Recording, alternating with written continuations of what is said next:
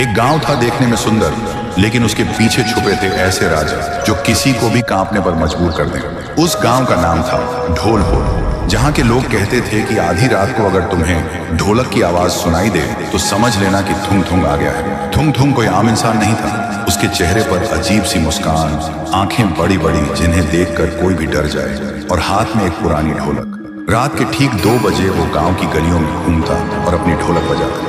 आवाज सीधी कानों से दिल तक उतर जाती, धीमी, डरावनी और लगातार।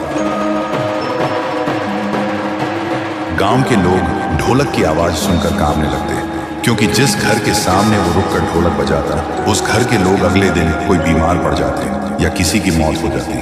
फिर एक रात गांव का एक लड़का रघु सो रहा था, तभी ढोलक बजने लगी। ढोलक की आवाज से उसकी नींद टूट गई। वो गुस्से से हिम्मत जुटाकर उसके पास गया। रघु ने कहा, कौन हो तुम और क्यों ढोलक बजा रहे हो? वैसे ही ढोलक बजनी बंद हो गई। थुम थुम धीरे धीरे मुड़ा। रघु ने देखा उसके चेहरे से सैकड़ों चीखों की आवाज निकल रही थी, लेकिन तभी फिर से ढोलक अपने आप बजने लगी। और उसके बाद से रघु को किसी ने गांव में कभी नहीं देखा। गांव में और भी डर फैल गया।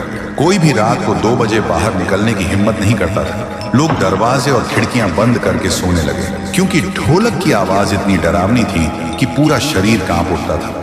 उसी गांव में एक लड़की थी, गौरी। उसका भाई रघु ही था।